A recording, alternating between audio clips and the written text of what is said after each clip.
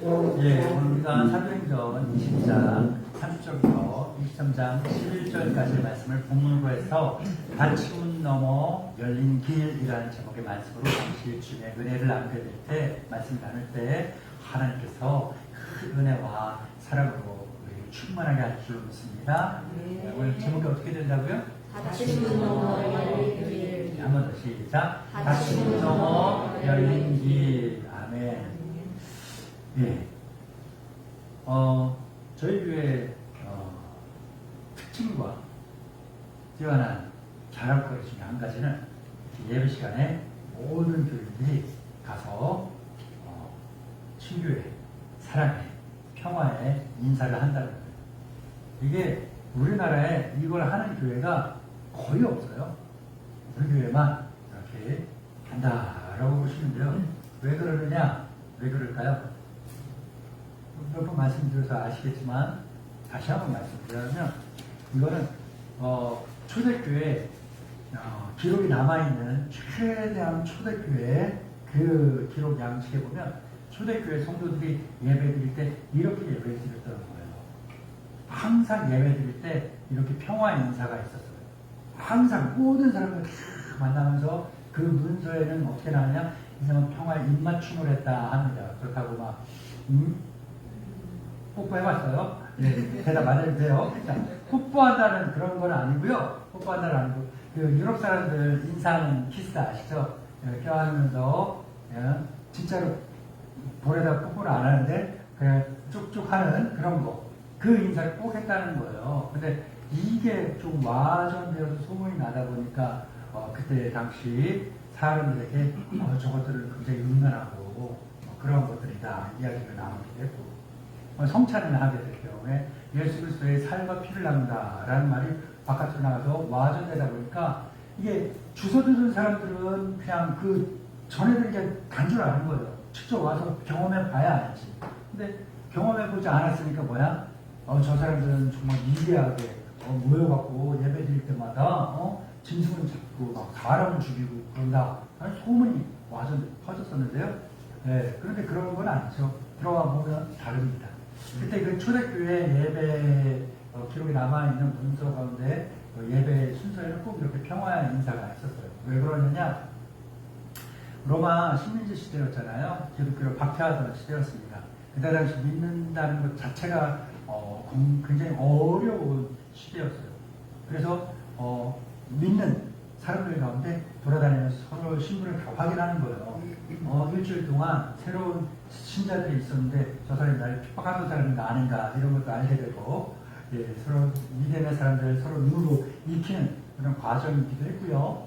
또 무엇보다 더 중요한 거는 오늘 만났던 사람 다음 주에는 붙잡혀 죽어서 못 만날 수 있거든요. 이 땅에서의 마지막 인사가 되는 거고 또한 어떤 의미냐? 지난주에 마지막인 줄 알았는데 우리 살아서 만났어요. 라는 그런 반감의 그 기쁨의 인사가 되는 거고 동시에 이 인사가 이 땅에서 우리가 마지막 인사가 될 수 있습니다. 라는 그 처음의 반가움과 작별의 의미가 함께 묻어있는 이 시간이에요. 지금의 시대는 예수님 믿는다고 죽지 않죠? 뭔가 몰수당하거나 인생이 망하거나 그러지 않는 너무나 평안한 시대입니다. 이런 평안한 시대에서 참된 평화가 무엇인지 정말로 생일입니다. 뭔 일이 있었을 때 생일 축하 메시지는 있는데 함께 밥 한 번 먹을 사람 없고 생일 축하 케이크는 정말로 많이 왔다 갔다 하는데 그 케이크 촛불을 함께 불 사람 하나 없는 이 시대 속에 정말로 무한한 것이 넘치고 부유하고 풍족한 이 시대 속에서 빈곤함을 느끼는 많은 현대인들에게 참된 사랑과 만남의 교제가 이루어지는 그러한 예배를 되살리고자 우리 교회에서는 이렇게 예배 시간마다 꼭 평화의 인사 시간을 가집니다. 지금 목사님 주로 갑니까? 아니에요. 그 의미를 현대적으로 재해석해서 말씀드린 겁니다. 풍요 가운데 빈곤을 느끼는 현대인들이 참된 만남, 사람과 사람의 만남, 주와 나와의 정말 만남이 이 시간은 이 자리에서는 경험되는구나 라는 것을 느끼는 그러한 깊은 신학적 의미가 있다. 있다는 것을 아시고 알아주시고 그리고 이 순서를 정말 귀하게 정말 자랑스럽게 여기실 수 있는 저 여러분들 되시기 바랍니다.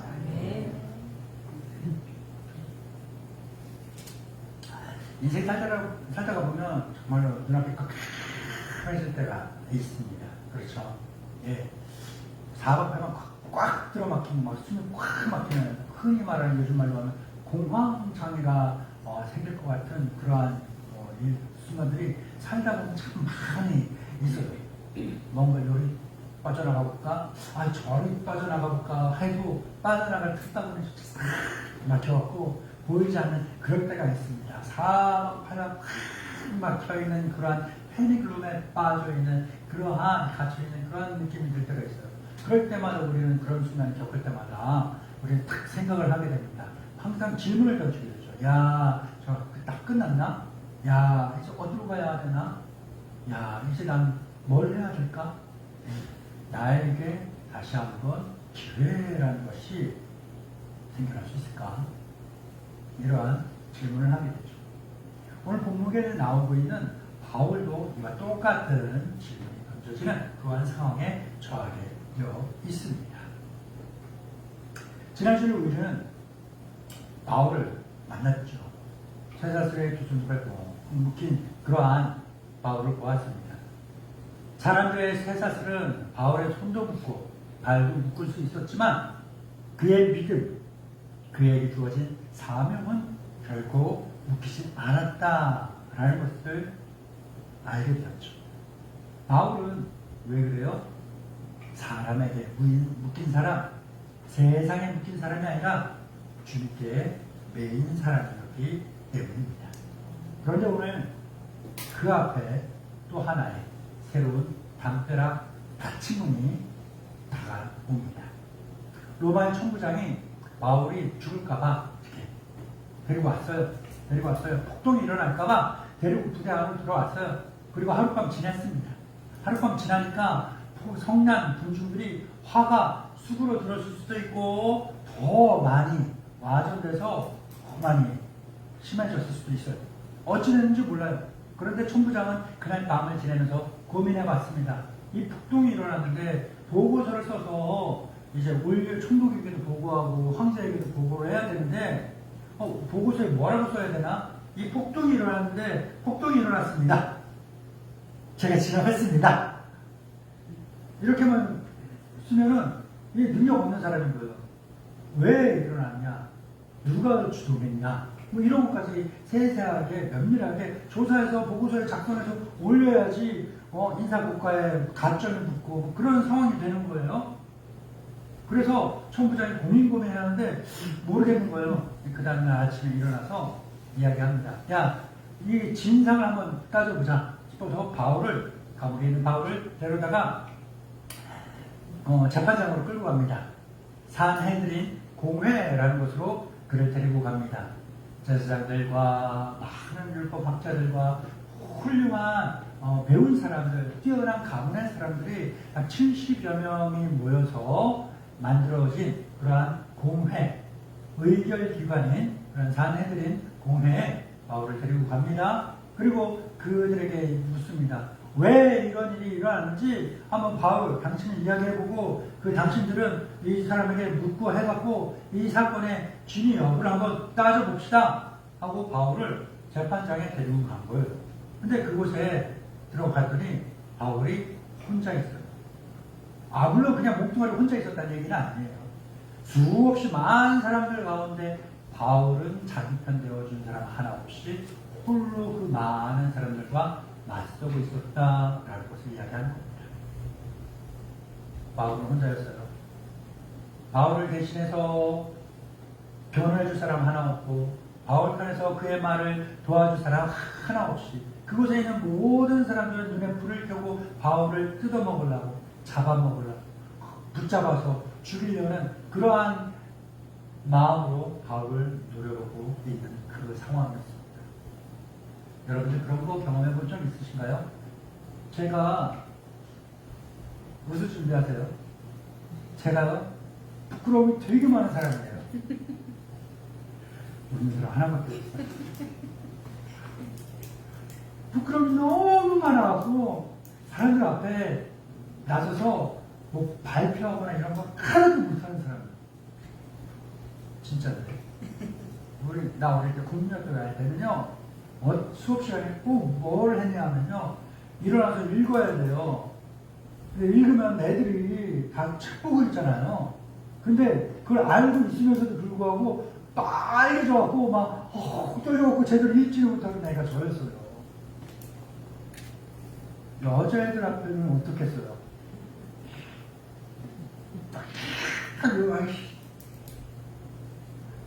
까불까불 하는 거는 애들하고 친구들하고 한 10명씩 같이 몰려다닐 때나 까불까불 했지, 혼자서 아니면 2명, 3명이서 있을 땐 아무것도 못하는 애가 저예요. 근데 지금 여러분들이 만난 저를 제가 되게 부끄러움이 많은 사람이다 하면은 앞에 서서 말도 한마디 못하는 사람입니다 라고 하면 웃겨요, 안 웃겨요? 엄청 웃긴 거죠. 거짓말 하시는. 근데 진짜였어요. 왜 그러느냐, 또 국민학교 다닐 때, 중학교 다닐 때, 고등학교 때부터는 별로 없었는데, 국민학교 다닐 때만 해도 어떤 게 있었냐면요, 꼭 나와서 풀어보래. 앞에 나와갖고 선생님 교탁 있잖아요. 거기 나와갖고 꼭 뭔가 이야기를 하고 하는 걸 해야 돼. 너무, 근데 해야 되잖아. 앞에 나와갖고 딱 섰어요. 바짝바짝 진짜 둘이 신문지가 불에 타는 것처럼 막 타들어가는 느낌인 거야. 알잖아요. 알아요? 나는 알아. 근데 애들이, 친구들이 있어요.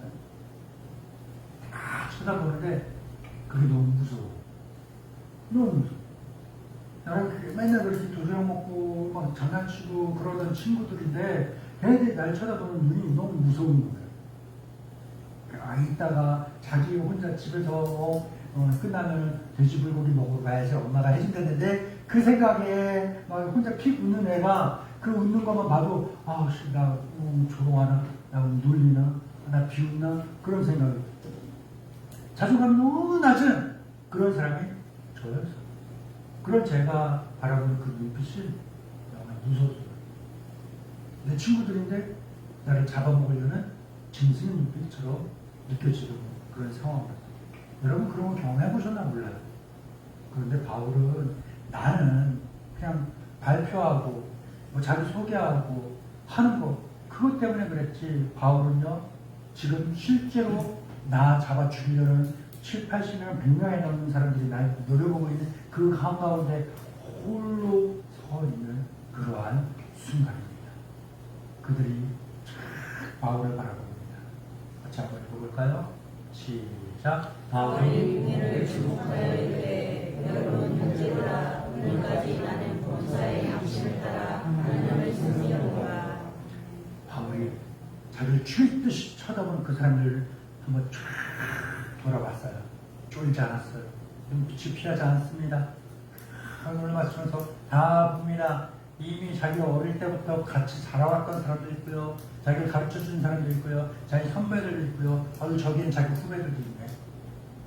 그 사람들이 이제 나 죽이려고, 나 배신자라고 죽일 듯이 막 쳐다보고 있는 거예요. 그때 바울은 쫄지 않고 고개 숙이지 않고 그들 똑바로 쳐다보면서 이야기합니다. 여러분, 나 알잖아요. 나 당당하고 떳떳하게 양심대로 살아왔습니다. 당신들 양심에 따라 말씀대로 하나님 섬기듯이 나도 그렇게 내 양심 따라 내 율법을 지키며 그렇게 하나님 섬기며 살아왔습니다. 바울이 죄가 없다고요? 잘못이 없어서요? 잘못이 있어요. 예수님 믿는 사람들 박해했잖아요. 스테반 집사 죽을 때, 야, 저 사람 저 죽을 만한 사람이다라고 찬성했잖아요. 그러던 사람이 다메섹에 있는 그리스도인들 잡아 죽이려고 가다가 다메섹 그 길에서 예수님 만났죠. 예수님 만나는 그는 인생이 바뀌었지 않습니까? 그 모든 자랑이 잘못이 됐고, 그 모든 것들을 회개하고 주님으로부터 용서받았습니다.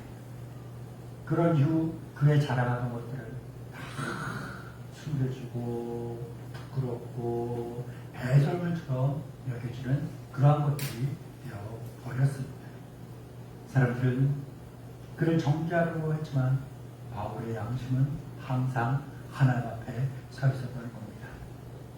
성도는요, 그리스도인은요, 사람의 평가 갖고 살아가는 사람이 아니에요.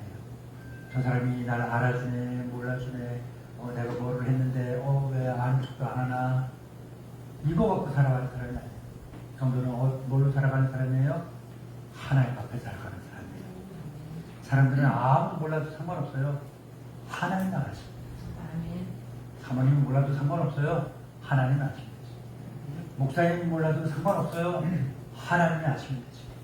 하나님이 알고 내가 알고 그러면 됐지. 사람 누가 몰라줬다고 실망하고 시험에 들고 삐지고 그럴 것이 전혀 없는 겁니다. 하나님이 다 알고 계십니다. 그래서 하나님만 보고 살아가는 사람이 그리스도인인 거죠. 나 여러분과 함께 양심에 따라 그렇게 살았던 사람이에요. 그렇게 이야기하니까 대제사장이 이야기합니다. 야, 저희 트럼하고 아무 말 못하게. 바울이 화가 확 난 거예요.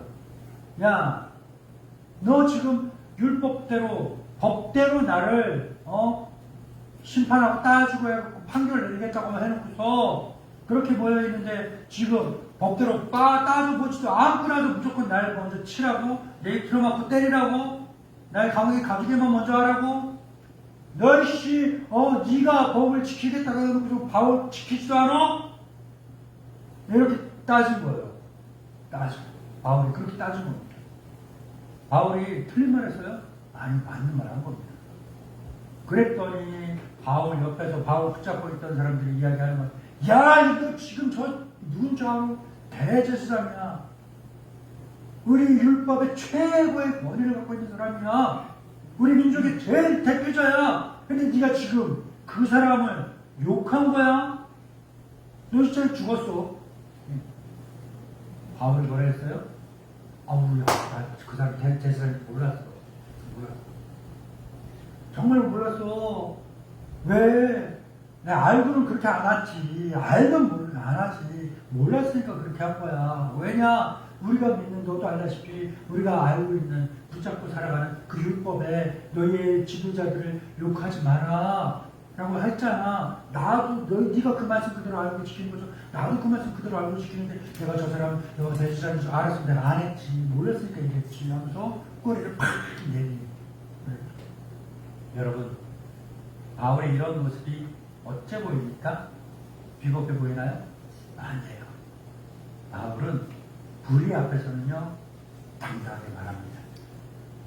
그러나 자신의 그 당당함이, 그의 말이, 그의 행동이 하나님의 말씀 앞에 부끄러운 것이라는 것이 밝혀졌을 때 그 즉시 자기의 잘못을 인정하고 순종합니다. 이게 바로 뭘까요? 순종합니다. 할 말을 하되 돌이켜야 할 땐 즉시 돌이키는 것. 이게 바로 성령께서 주시는 분별력이 되는 것입니다. 분별이 있는 사람, 분별력이 있는 사람은 어떤 사람일까요? 한 번도 실수하지 않는 사람? 아니에요. 자기의 말과 행동을 말씀에 비춰보고 잘못된 방향이었다, 실수가 있었다 라고 하면 즉시 돌이킬 줄 아는 것. 이것이 바로 성령께서 주시는 분별력인 줄로 믿습니다. 여러분, 우리는요, 잘못 착각하고 오해하고 있는 것들이 있어요. 분별력이 있으면, 많이 알고 있으면, 아는 게 많으면, 똑똑하면 분별력이 있다. 사리 분별 얘기하잖아요. 그런 것처럼 분별력이 있겠구나 라고 생각을 합니다. 그러나 지식, 이것만으로는 부족합니다. 지식은요, 뭘까요? 지금 이게 뭔가라고 상황이 어떤지를 볼 수 있는 눈이 지식이에요. 지혜는 뭘까요? 이 상황에 무엇이 옳은지 그른지 판단할 수 있는 능력이 바로 지혜입니다. 그러나 이러한 지식과 지혜가 언제 하나님의 뜻을 위해서 사용되어져야 하는가? 이게 아닌 게 바로 뭐예요? 성령께서 주시는 분별력이다라는 거예요. 지혜와 지식을 언제 어떻게 올바로 사용해야 되는지를 아는 것, 이게 분별력이고, 세상 말로 따지면 현명하다라는 거예요. 현명하다. 우리가 흔히 똑똑하다라는 것은 지식에 머물러 있는 거고, 야, 이거 뭐 잘 산다라는 것은 뭐예요? 바로 지혜에 머물러 있는 거예요. 현명함, 성령이 주시는 분별력, 이것이 있어야 모든 상황 속에서 올바로 살 수 있는 거죠.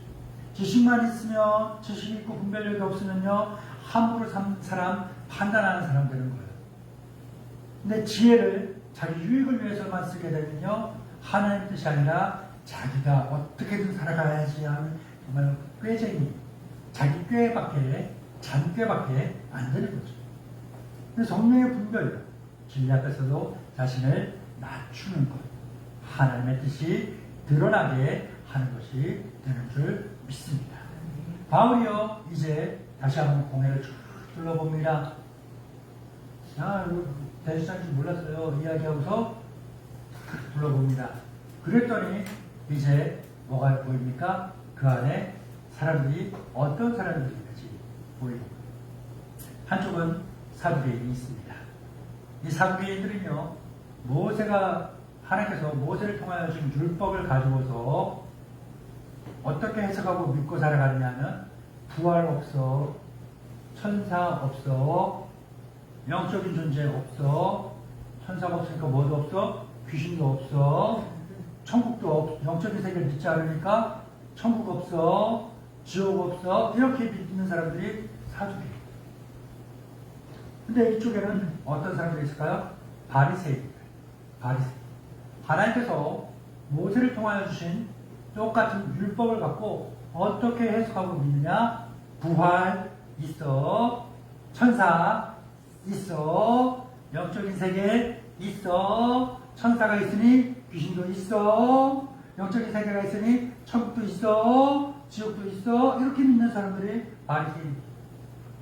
지금 이 바리새인들과 이 사두개인들이 똑같은 목표를 갖고서 목표 성취를 위해서 모여 있습니다. 뭐예요? 바울을 잡아 죽이자. 그런데 바울이 딱 봤더니 이 두 사람들이, 두 지파의 사람들이 모여있는 두 부류가, 그런데 이 사람들 속에는 오랫동안 해결되지 못한 그 갈등이 있다라는 것을 바울이 알고 보게 되었습니다.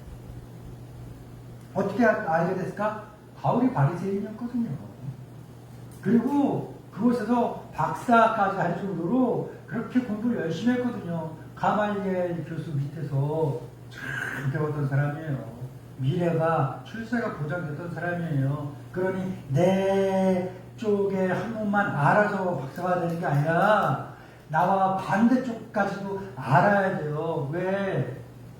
나만 알면은 이건 아무나 아는 거예요. 근데 내 반대쪽 알고 내가 이쪽에서 저쪽을 변호할 수도 있고, 내가 저쪽을 변호도 해봤기 때문에 내가 내 쪽에서 저쪽의 공격을 모두 다 디펜스 할 수 있다는 거예요. 방어할 수 있다는 거예요. 막을 수 있다는 거예요. 그렇게 바울이 똑똑하고 훌륭한 사람이었어요.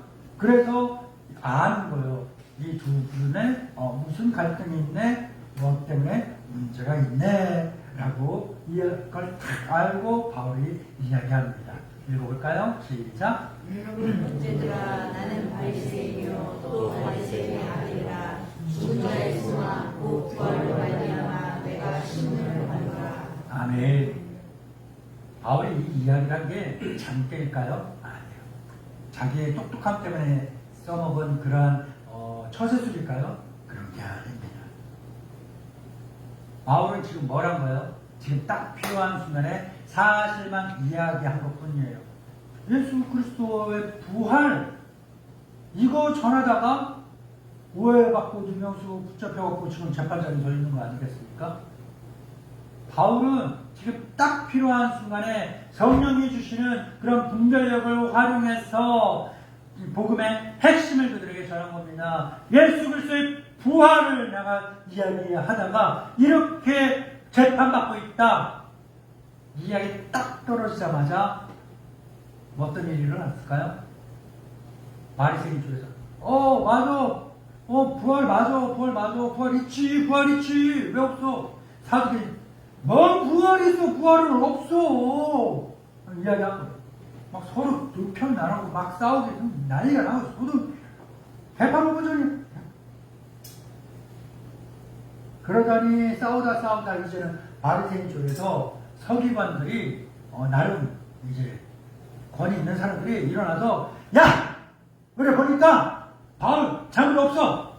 바울이 부활 이야기했는데 뭐가 잘못 있어. 맞는 말이 그만 뭘 틀렸어. 틀린 것은 뭐가 아무 틀리고 없고 아무도 잘못한 거 없어. 다 맞는 말이야. 만약에 바울이 이야기한 게 영이나 천사들이 바울에게 말을 했고 알려줬고 그거를 바울이 이야기한 거라면 우리가 천사를 영을 하나님을 거부하게 되는데 아니야 우리 그런 잘못 저지를 수 없지. 바울이 잘못한 거 없어. 이야기하고 더 난리가 나서 사람들이 쪽에서 뭔 소리야. 있지도 않은 거 있다고 그러고 뭔 거짓말을 그렇게 해버리는 거야. 양쪽에서 사도들은 바울의 이쪽 팔 잡고 끌어들이고 바리새인들은 바울의 이쪽 팔 잡고 끌어들이고 바울이 왔다가 찢겨 죽을 것 같은 거야. 찢겨 죽을 것 같아. 그랬더니 천부장이 그걸 보더니 어떻게 되고 아니 이거는 뭐 뭔 일 때문인지 좀 알아보자고 했더니만 아유 바울이 이제 찢겨 죽게 생긴 거야. 찢겨 죽게 생긴 거야. 안 되겠다 싶어서 부하를 데려다가 좀 찢겨 죽게 생겼으니까 빨리 데리고 나와라. 야 부대로 데리고 가자. 차라리 그냥 내가 물어보는 게 낫겠다 싶은 거야. 사람들의 눈으로 보면 바울이 지금 사내들이 공회에서 빠져나왔습니다. 자기의 지식과 자기 지혜로 현명하게 대처해서 이 위기를 모면한 것처럼 보일 수 있어요. 그러나 믿음의 눈으로 보면 바울의 모든 지혜와 지식은 하나님께서 오래전부터 바울에게 심어두신 겁니다. 바울에게 필요한 건 무엇이었습니까? 예수님 만난 이후부터 오랜 세월 말씀과 성령의 인도하심에 훈련받은 순종. 그 순종이 그에게 필요했습니다. 성령께서 분별력을 주셔서 이렇게 이야기했을 때 바울이 순종해서 그 말을 했던 것. 나 지금 예수님의 부활 전하다가 붙잡혔어. 이 이야기란 건 자기 지식이 아니에요. 성령이 주신 그 지혜였던 겁니다. 사랑하는 믿음의 분만자 여러분, 우리 살다 보면요, 바울이 당했던 것 같은 이러한 막막하고 답답한 경우가 있습니다. 뭔 말해야 될지도, 말 잘못했다가는 사건이 더 커질 것 같고, 입 딱 다문 거 있잖니, 계속 오해의 골만 깊어질 만큼 같고, 이러지도 저러지도 못하는 그러한 딜레마에 빠질 때가 많이 있잖아요. 그럴 때 우리에게 필요한 게 뭘까요? 지식, 경험? 아니에요. AI에 물어보는 거? 아니에요. 뭐가 필요하냐? 하나님이 주시는, 성령님이 주시는 분별력이 우리에게 필요하다. 그러니까 우리 위험한 일, 어려운 일, 난처한 일, 힘든 일 만났을 때 뭐 해야 될까요? 어디 전화하고 누구한테 물어보고 AI한테 물어보고 이거 먼저 하기 전에 먼저 기도하는 거예요. 주님, 이 상황 내가 정확하게 분별할 수 있는 분별력 주세요. 무엇이 옳고 그른지를 내 생각이 아니라 누구의 뜻이 아니라 하나님의 말씀에 의하여 판단할 수 있는 그 힘 주세요. 주님, 내가 언제 말해야 할지, 내가 언제 침묵해야 할지 구분할 수 있고 행동할 수 있는 힘을 주옵소서. 이렇게 기도해야 될 줄 믿습니다. 이제 바울이 사내들 공회에서 다시금 부대항도 붙잡혀 왔어요. 자유를 얻었냐? 당장 죽을 위기만 모면한 것 뿐인 거지 자유가 주어지지 않았습니다. 바울이 다시금 부대 안에 구치소에 갇혔어요. 구치소에 갇혔습니다. 무슨 말 웃긴 채로 이렇게 갇혀서 창살에 밤, 별, 달, 창살 사이로 들어오는 바람 이런 걸 마시면서 바라보고 있을 그때 바로 그날 일어났을까요? 놀라운 일이 일어납니다. 같이 읽어보겠습니다. 시작. 그날 밤에 주께서 바울 곁에 서서 이르시되 말하라 내가 예루살렘에서 나의 일을 증언한 것 같이 로마에서도 증언하여야 하리라. 바울이 그날 밤에 혼자 있는 것 같은 그 시간, 혼자가 아니라 주님이 그와 함께 하셨습니다. 함께 있는 것만이 아니라 뭐 하셨습니까? 두려워하지 마라. 담대해라. 너 지금까지 잘해왔어. 너 예루살렘에서도 내 복음 전했지? 예, 잘했어. 잘했어. 그게 내가 원하던 거야. 잘했어. 그런데 쫄지 마. 이게 끝 같지? 끝이 아니야. 예루살렘의 끝이 아니야. 너 이제 시작이야. 로마 갈 거고 거기서도 예루살렘에서 복음 전하던 것처럼 로마에서도 황제 앞에서도 내 복음 전할 거야. 막힌 문 앞에서 주님은 이거 내가 해결해 줄게. 이 문 내가 열어줄게. 너 족쇄 내가 풀어줄게. 이렇게 이야기하지 않았어요. 두려워하지 마. 담대해. 막힌 문 같지만 아니야. 끝나지 않았어. 로마에서도 복음을 전해야 돼. 하면서 막힌 문 앞에서 새로운 길을 열어 보여주신 겁니다. 여러분, 그렇다면 믿음. 우리가 믿는 사람입니다. 믿음 뭐라 이야기할 수 있을까요? 믿음은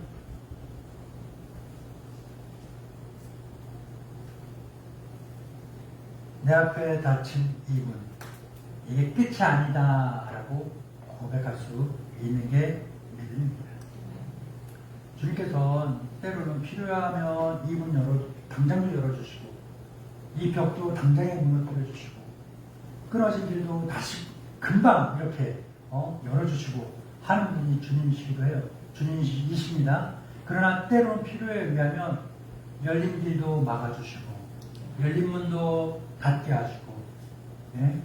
승승장구하던 게 갑자기 멈춰버리기도 하시고 혹은 뒤로 물러가기도 하시는 분이 하나님이십니다. 분명한 것은 뭐예요? 이 길 너머에 주께서 새로운 길을 열고 계신다라는 겁니다. 그러니까 우리에게 필요한 건 뭐예요? 믿음으로 살아가는 우리에게 필요한 건 뭡니까? 막힌 문 앞에서, 닫힌 문 앞에서, 담벼락 앞에서 우리에게 필요한 거는 주여 이 순간 이 상황에 내가 주의 말씀 듣게 하셔서 주의 음성 들을 수 있게 하여 주시옵소서 하는 그러한 믿음이 우리에게 필요한 겁니다. 여러분, 바울에게 지금 가장 필요한 게 뭘까요? 감옥에서 풀려나는 거, 묶인 족쇄 풀리는 거 필요하겠죠. 그러나 바울에게 가장 필요한 걸 주님이 가장 잘 아세요. 뭘까요? 두렵고 떨릴 때 먼저 두려워하지 마. 겁내지 마. 너 혼자 아니야. 내가 같이 있잖아.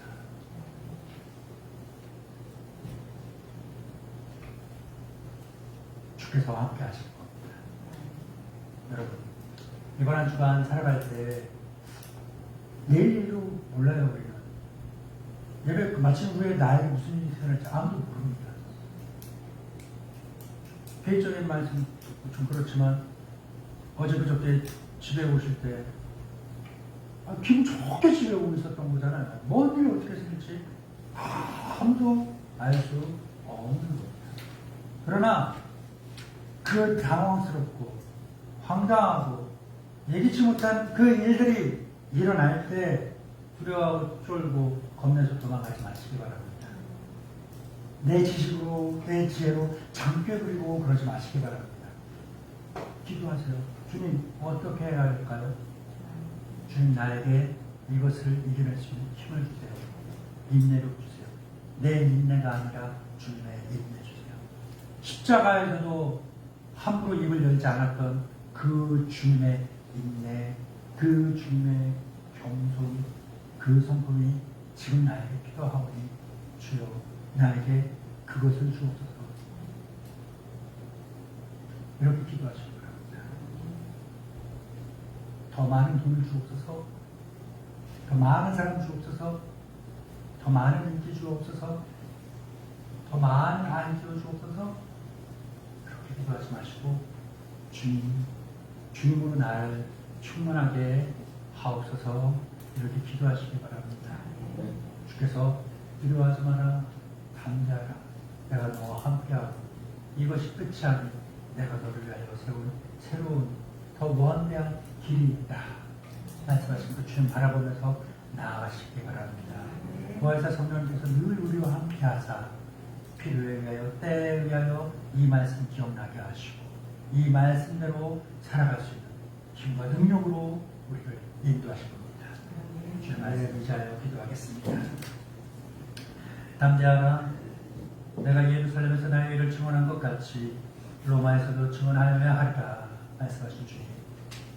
그 캄캄한 밤 홀로 있는 것 같을 때 바울 곁에 서서 낙심하지 않게 하시고 두려워하지 않게 하시고 오히려 큰 힘과 능력으로 이 막힌 문 넘어 이 닫힌 문 넘어 새로운 길을 열어주시고 보여주신 주님. 바울에게 그렇게 하였던 것처럼 우리도 그 막힌 문 앞에서 낙심하고 좌절하지 말고 세상으로 눈을 돌리지 말고 더욱더 주만 바라보며 이 막힌 문 넘어 일하시는 새 길을 여시고 새 길을 만드시는 그 주님 붙잡고 믿음으로 나아가게 하옵소서. 예수님의 이름으로 기도합니다. 네.